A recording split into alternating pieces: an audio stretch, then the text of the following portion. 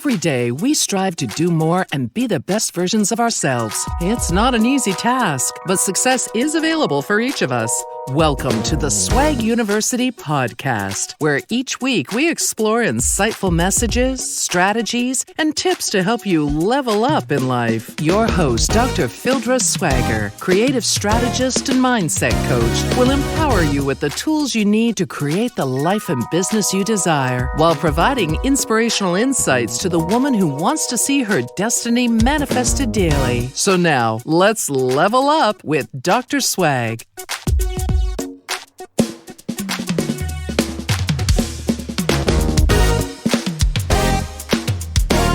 Hey, everybody, it's your girl, Dr. Swag.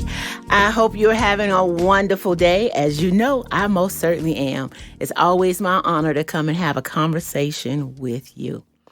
So today we're going to talk about solution-focused problem solving. And why solution-focused problem solving? We're going to talk about solution-focused problem solving because solution-focused means looking forward. That's what we want to do. We want to look forward to success, right? Look forward to prosperity. Look forward to authentic living. Look forward to manifesting whatever it is that you want in your life or your business. So today's episode is brought to you by the Boss Chicks Inner Circle. The Boss Chicks Inner Circle group is for women who want to live their lives out loud, to be the CEO of their lives, where they have alignment in all their personal, professional, spiritual, family, whatever goals you have in the Boss Chick group. We're going to bring awareness together and bring those together for you. So this episode, as I said, is all about solution-focused problem solving. And this particular conversation does really apply to your personal life, your family life, and your business life when you think about it. Because again, it's about being forward thinking. It's about creating the future that you want.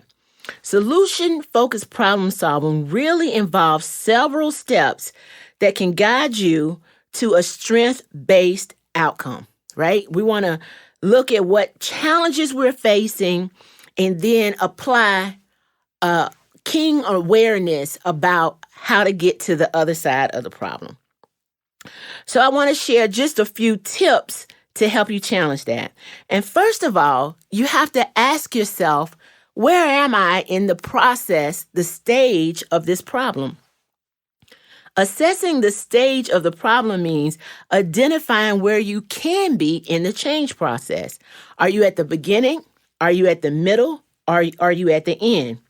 You can think about the beginning being the pre-compilation, the compilation of the problem. How did I get here, right? And the middle is determining that you're actually here, that I am living in this situation. This situation is my reality and it is occurring. And then from being in the middle, in the determination, the clarity stage, is really determining what action you want to take and how you will maintain action so that you continue to move forward and not have a relapse of this problem reoccurring in your life. So the first step is to understand where you are in the problem process, where you are in your reality of this problem. Are you in the beginning, where you're really just contemplating that this is going to go south? This is not going to work out as I intended. Or are you in the middle when you are almost head spinning, thinking, how did I get here? Why am I here? And oh my God, how am I going to get out of it, right? So that awareness brings you to the end, which is the question of what action do I need to take to make sure that I don't arrive in this place again, right? That's tip number one for solution-focused problem solving. Another thing to consider is, and this is an activity. Now, if you're not driving, I want to ask you to take out a piece of paper. And I want you to take out a piece of paper. Okay, I'll wait. And run and grab a pen too, because it's paper and pen, and make a T. And on that T, well, make a four square. Make a four square as opposed to a T, right? Going down the left side I want you to put cost and benefit. And going across the top, I want you to put change and no change. And then I want you to have another column, just one column, to actually list the problem. And I want you to list the problem and think about what are the costs and benefits of this problem, this situation, this reality that I'm in, right? And then I want you to think about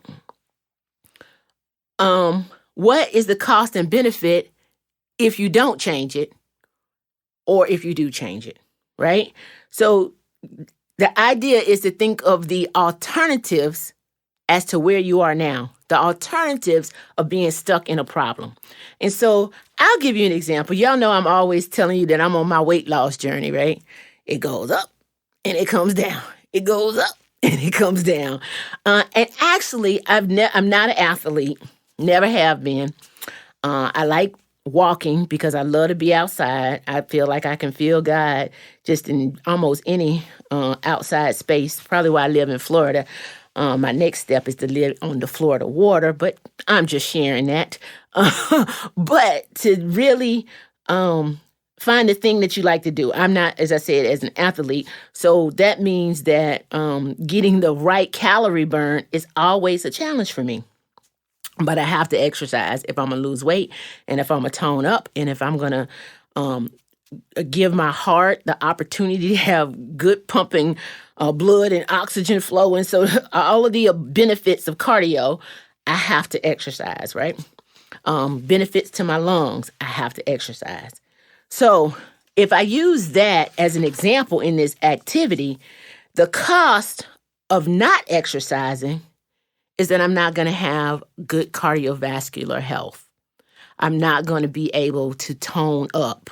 I'm not going to build definition if I don't actually exercise. And that's strength training, right? That's the cost. The benefit, I feel healthier. I look leaner. I have the energy to do the things that I want to do. And to be honest with you, I feel like I look a little cuter in my clothes. And you do too. And you do too. So the benefits of working out and exercising most certainly outweigh the cost, right? It outweighs me saying, well, I'm going to stay stuck here. So get a piece of paper, and I'm sure you already have it. Make your 4 squares, cost, benefit down the left, and then change and no change. So if you change what your current reality, what will be the benefits?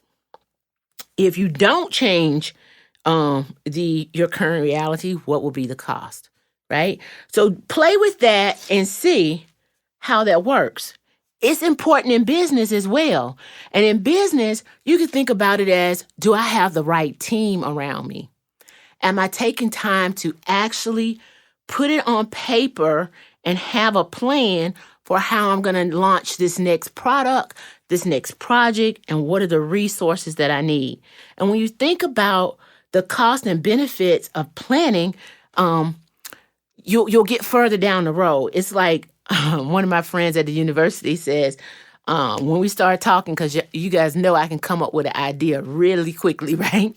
She says, P, did you P-op that? Did you P-op that? Well, what in the world is a P-op? P-op, P-I-O-P, is put it on paper. So if I haven't put it on paper, we can't talk about it because she knows that I'm a dreamer and we're going to ramble and we're going to go on. But we still have even more direction than that because 2 things. Habakkuk, right? Write the vision and make it plain. Write the vision and make it plain so that you'll know what direction that you're going in. And then Proverbs 16:3, commit to the Lord whatever you do, and he will establish your plans.